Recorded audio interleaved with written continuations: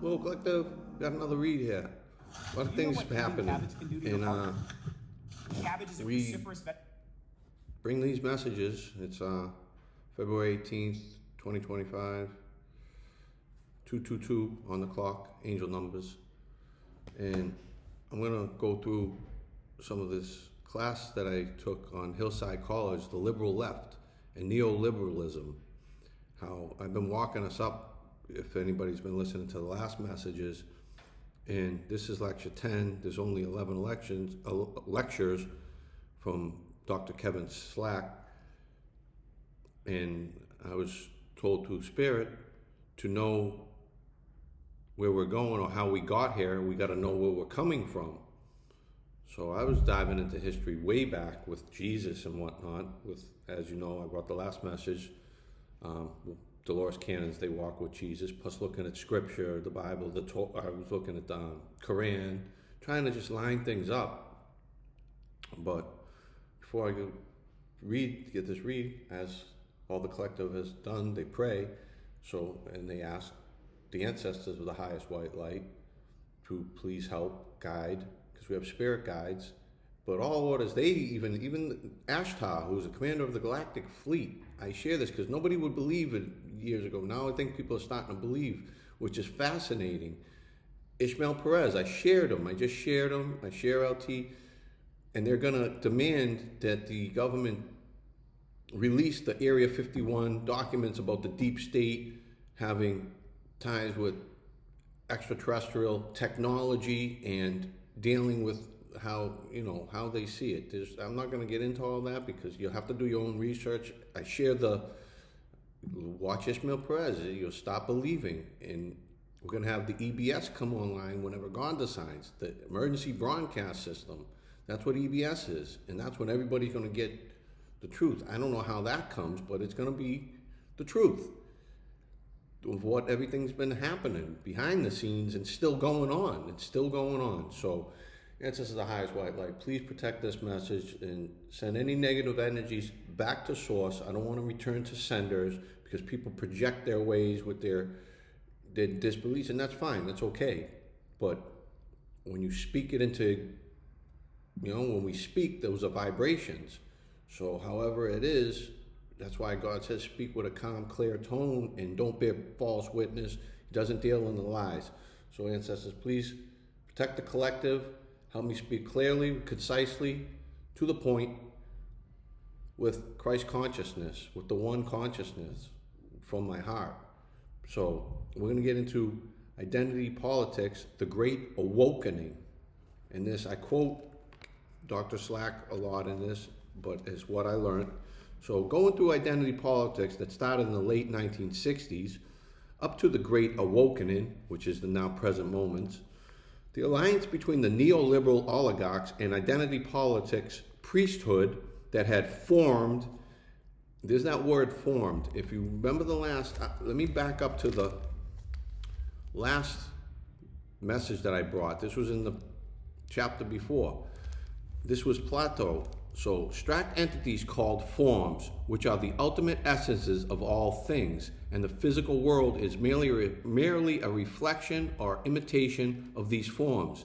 Essentially, the physical world is not as real as the realm of forms.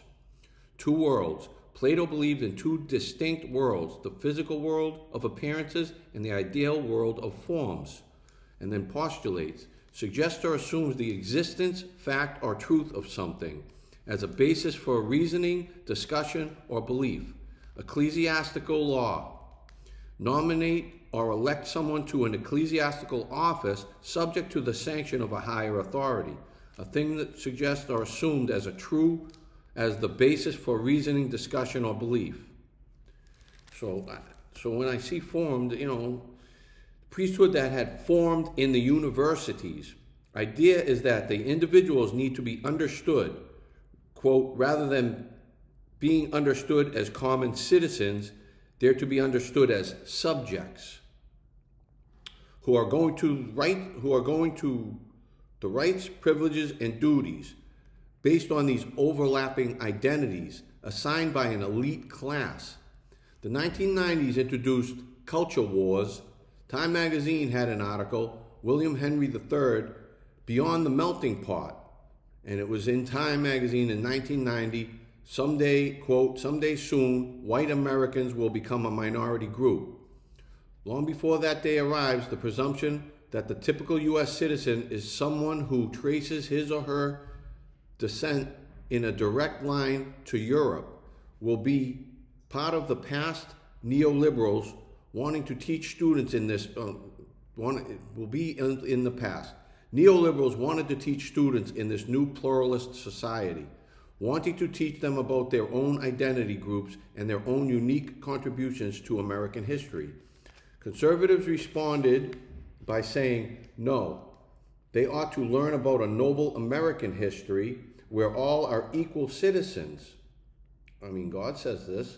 Neoliberals like Bill Clinton, his welfare reform, it was argued, channeled single mothers away from school to low-paying jobs.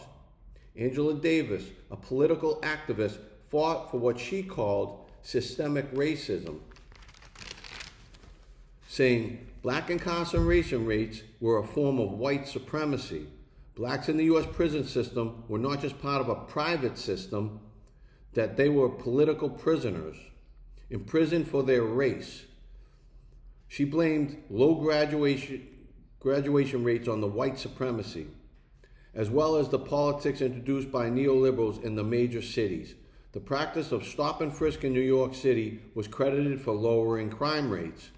Left thinkers like Noam Chomsky, professor MIT, argued there should be an end to neoliberal Western colonism.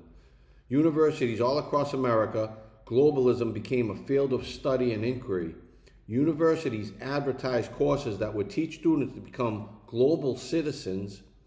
They argued for the creation of a true international law. Why would we be arguing for a true international law when we have the law of Moses, the cosmosis, God's law, and then Christ came here to become and show how that law is to be respected? That would benefit all, an international law that would benefit all global citizens. They argue that the WTO, or the United Nations, the first introduced for some free trade policies. The second was a forum for nations to engage in disputes, that both of these could be reformed to be far more democratic. As I reread about creation of a true international law, along with reform, I see the words creation, this is me speaking, Spirit speaking, creation and reform, true and law, creation and reform. International rule of law. How about our prime creator's laws brought forth? Cosmosis said, the Lord we seek. Seek king, see the king, and find out. Out comes his wisdom, and we can gain his knowledge. Plato's realm of forms, which I just read, fresh in my mind, and I thank Spirit for the grace, the protection, guidance to share in these times. I shared 2 collective tribe members who shared some of their stories. Roxanne Speed, who speaks fire. She preaches. She's great. And then she speaks with a fired up tone of God's word, but like in a good way. Then Ashley from Cosmic Enlightenment LLC, because she was hacked. So I used to watch her, and they hack these people's accounts through YouTube and take them down and make everything hard for all the collectives to share the truth. That's just what happens. Satan doesn't want the truth to come out. These people that are, So she speaks, and she's a reader, Cosmic Enlightenment. All right, I said that. We all have stories, and when we share, we learn and we support, and at times resonate with certain people's stories, or we deeply understand another story. But let's get back to class, because Kevin Slack teaches on about the universities in the West, us, America, the people and the thoughts of the United Nations. He brings up what he says was key in the 1990s, saying it never really left. Ready, Generation X? The idea of consciousness raising. Josh Wink's highest state of consciousness comes to my mind. Words like woke are revived. The idea of becoming woke to one's identity and the systems that lie behind the phenomena. Those systems would inform us as to what our privileges were. We could recognize what these privileges are and then confess white privilege, then be directed to different forms of penance and behavior with change. Whites could then be allies in the fight against anti-racism. And I believe we shouldn't be racist, but nobody should. We've all been slaves. We've been slaves to the system. All races have seemed to have somehow come into oppression at one time in history or another. So that's why God says, no more being prejudiced toward. If we can't get along with each other, how are we going to get along with a galactic race, a galactic federation of worlds? You know, people professing no religious preference increased in the 1990s. That correlated to the increase in religious teachings of social justice. Americans professing no religion. In 1991, it was 6.7%. In 2000, it was 14%. So it doubled, and doubled in 9 years.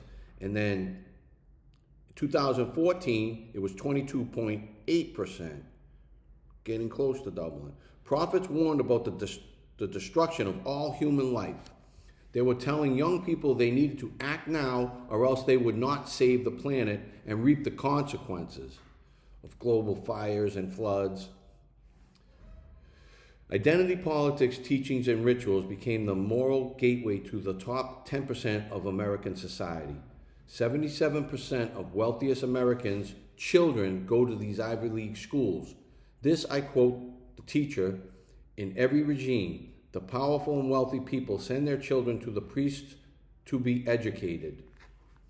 This was considered a moral sniff test, ethical test to make sure that those who climbed in the highest ranks of power had the same ideas, that they would go along with what they wanted to do, the New World Order.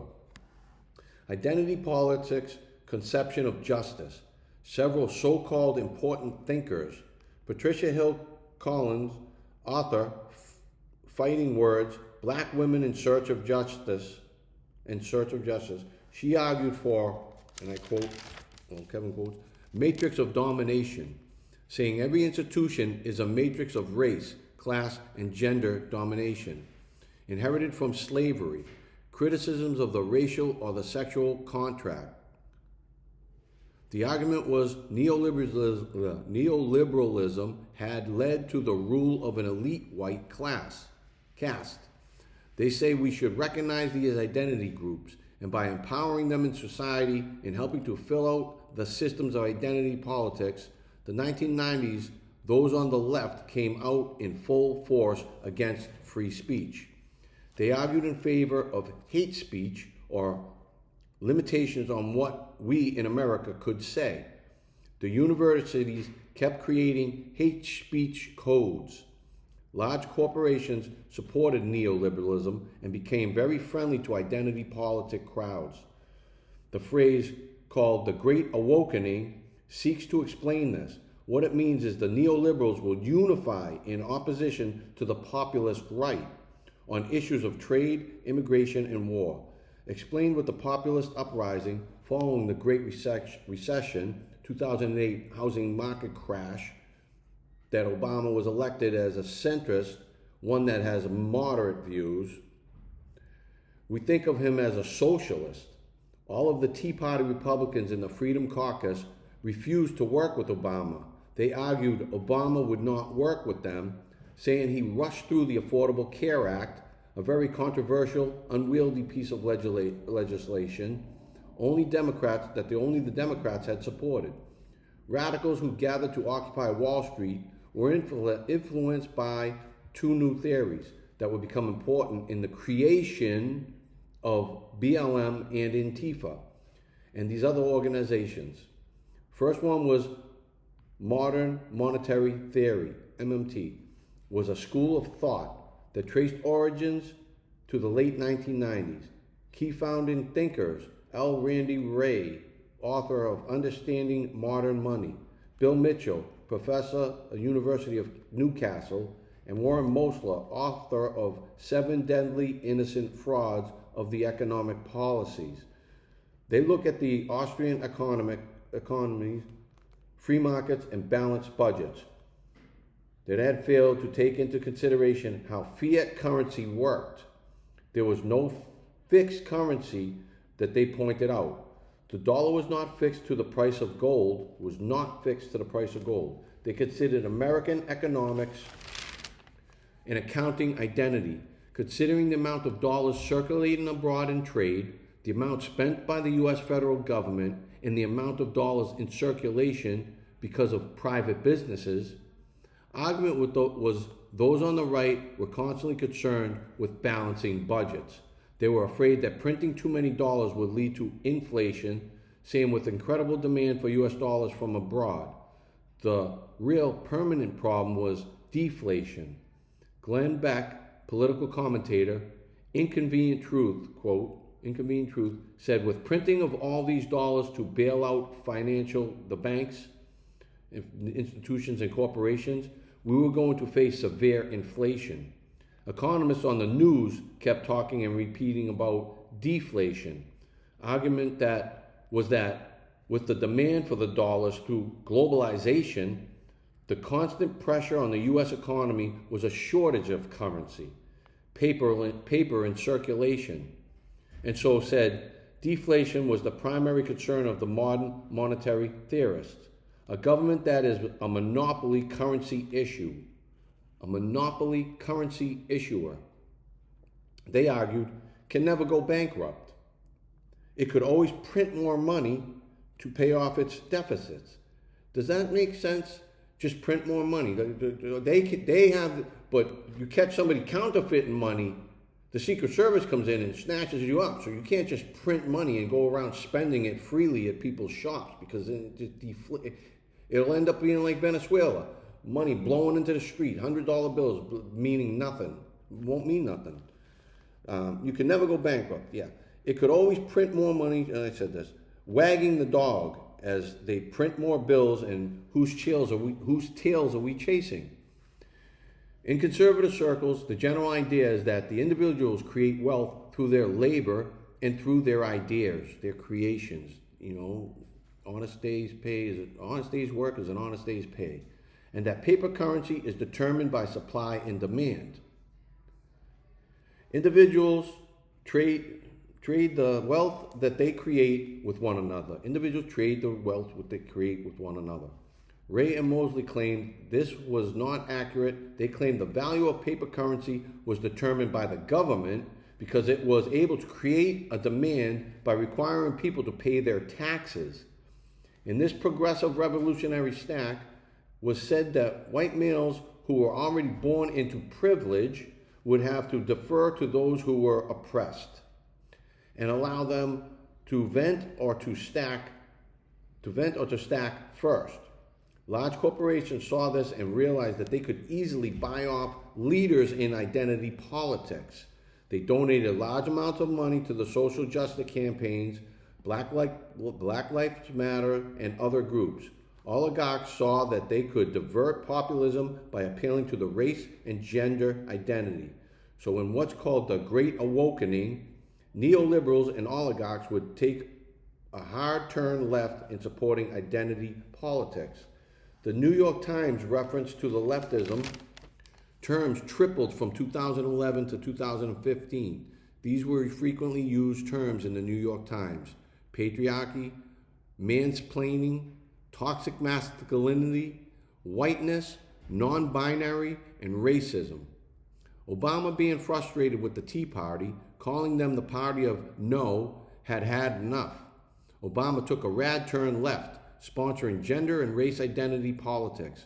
Obama switched, saying he'd evolved in his views of marriage, now supporting gay marriage and women in combat, and transgender rights under the Title VII. 2016 Department of Education and the Department of Justice sent their first Dear Colleague letters to school, saying schools needed to respect transgender identity. A famous case in northern Illinois, a public school would have to allow males who considered themselves females to shower with females. The threat was that they would revoke federal funding from the schools unless that they complied. Is that a quid pro? You know, that's quid pro quo. It's almost like blackmail reversing, but compliant. From 2011 to 2015, colleges spent more than $100 million on compliance. 1997 to 2018, EEOC handled 1.9 million cases of discrimination. California introduced a bill where a third party could cast a ballot for a voter. It's called ballot harvesting. The greatest threat to the neoliberal oligarchy was the election of Mr. T. Very, very few saw that coming. Trump's victory came with what was called the resistance. Those in bureaucracy openly opposed Mr. T. Those in the Pentagon openly admitted to deceiving Trump as to the number of troops that the U.S. still had in Syria, so he could not remove them and bring them home. Trump challenged the neoliberal oligarchs on trade, immigration, and war. From the beginning of Trump's presidency, there were hoaxes that circulated: the Steele dossier, funded by Clinton's campaign, the hoax that the Russians, with 30,000 worth of clickbait, had shaped and determined the election. 2020, the oligarchs had a real problem. That was the economy was booming. Things seemed to be doing well throughout our country. Trump was scoring very high on the polls, and it looked like DT would be reelected. 2020, in part of Donald Trump's unwilling compliance, we see that the appeal to those two sources of the authority to justify a crackdown on Trump's core constituents. First was COVID-19, and second is the identity politics. The COVID pandemic was used to crack down on many Americans' civil liberties, to destroy the American economy. The claim was follow the science. In reality, science itself had become the cartel. The U.S. outsourced their gain-of-function research to China, letting many students from China into the universities in the States, ironically, many of these in the media and politics. They looked to the Chinese to lead the way on the response to COVID. They introduced the mask mandates and lockdowns. That had such a negative impact on the U.S. economy, particularly on middle-class businesses. The claim of COVID pandemic, Americans found all of their key rights that came under threat. We were ordered to mask up in our own homes. We weren't allowed to exercise freedoms of religion and to attend church. We were found no freedom of speech. The monopolies that had formed in the media were used to censor those who disagreed with the authorities on COVID. Even though many of the things they said turned out not to be true, censored were the claims the origin of COVID was gain-of-function research. That was censored. That wasn't released. That it was said that a bat did this. Subsidized by the U.S. government in China, two new sources of the so-called moral authority. One hand, it was follow the science. The other was a claim to anti-racism and identity politics. 2020 COVID lockdowns. Americans were stressed out. Facing unemployment, losing jobs, masking up, being isolated in small business closings, rise in riots, the George Floyd riot. The death of Floyd was blamed on part of a greater problem of systemic police racism. Cities all across the U.S., young radicals and revolutionaries, Black Lives Matter and Antifa began to burn great American cities. Very few were prosecuted and adopted their own anti-white racist speech, with the attacks on whites and white-owned businesses. Particularly singled out for the destruction were all the middle-class businesses. And I know black businesses were being destroyed too, so I don't agree with that. Black people were being hurt also. It was just a big mess. So large corporations owned insurances in places like Minneapolis. All the mid-class business owners were wiped out. Black and white and Hispanic. If you were middle class, working hard, we were being oppressed. 5 large tech companies made all the stock market gains from 2017 to 2020. Of course they did. All while Americans were filing for unemployment at record rates. COVID was used to assault the bastions, and that's an institution, place, or person strongly defending or upholding particular principles, attitudes, or activities. The bastions of Trump's supporters, small business owners, Christian churches, many of which were desecrated. Sean King was one of, what's this guy? I didn't know about this dude. Sean King, one of the spokesmen for BLM, advocating the destruction of white Jesus and his white European mother. It's a good thing I know how to stay back in bounds. And the desecration of those churches. There was an assault on the police unions. Lori Lightfoot, Chicago mayor, ordered Chicago PD to go and protect a statue of Christopher Columbus, but they were not allowed to use any type of force, and they were denied basic protections that they ought to have while facing a riot. Antifa and Black Lives Matter showed up in masses and surrounded the police, attacking them, throwing small explosives at them, carefully coordinated to arrange a fight. You know, the police have a tough job, but that doesn't, it makes things worse. On the part of the leftist revolutionaries with the cops, they showed up large numbers and where they were able to attack the police, who were ordered to stand down and not use any force. A moral victory given to the left. Immoral, if you ask me. Then you had heard Antifa Portland for 100 days rioting. There was also full corporate cooperation. The NBA, McDonald's, Walmart, giving large amounts of money to social justice. The NFL and kneeling during our national anthem. Stand for the flag. You kneel for the political issues is not our God. Little G's of the world. Then Nancy Pelosi argued January 6th insurrection was a violation of our temple of democracy. One of these key figures emerged, Klaus Schwab. Who is this guy? Are you kidding me? The chairman of the World Economic Forum. Schwab argued for a great reset. How is he arguing for anything for this country? Meaning neoliberal oligarchs in the partnership with identity politics could use COVID-19 to get back on track to globalization and globalism.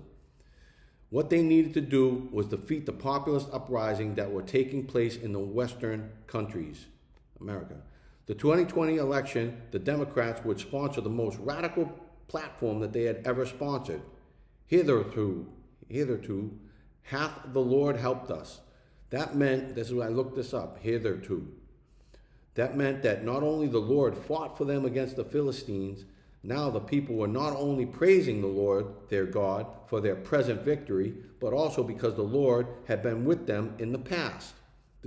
I looked this up. Back to the neoliberalism.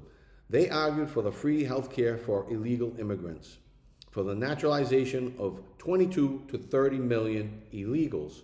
They argued to dissolve ICE, for defunding our police, ending the Electoral College vote, for stacking the Supreme Court, and for adding new states to the Union.